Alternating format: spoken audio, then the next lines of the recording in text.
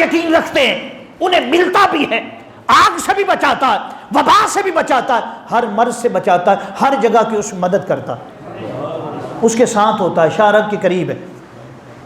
فرماتے ہیں کہ بس اتنی بات کہی اور آگ میں چھلانگ لگا دی۔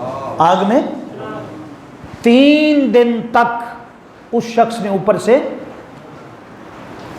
اس کا جو دہنا تھا بند کر دیا، اندر آگ جلتی رہی 3 دن تک وہ عورت۔ امام غزالی نے لکھا، کتاب کون سی ہے؟ مکاشفۃ القلوب۔ دوسری کتاب کون سی ہے؟ پہلی مکاشفۃ القلوب، دوسری نصرۃ المجالس، علامہ عبد الرحمن صفوری۔ اور علامہ غزالی کی کتاب بڑی معتبر کتاب، یعنی کوئی قصہ کہانی عام نہیں۔ فرمایا 3 دن گزر گئے، اوپر سے جو اس کا منہ تھا وہ کیا بند کر دیا گیا، 3 دن تک اندر آگ جلتی رہی، اور وہ عورت بطور سزا اندر تھی۔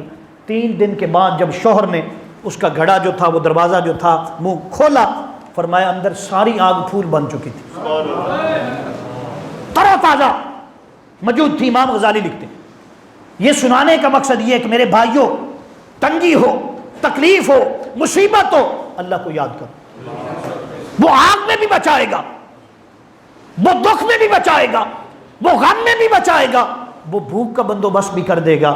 اللہ پاک اپنے بندوں کو آزماتا ہے، اور جو آزمائش میں کامیاب ہوتا ہے اللہ پاک اس کو مقام عطا فرماتا ہے۔ اللہ پاک ہم سب کو عمل کی توفیق عطا فرمائے، عمل کے ساتھ سرکار کی پکی اور سچی غلامی عطا فرمائے۔ وما علینا الا البلاغ۔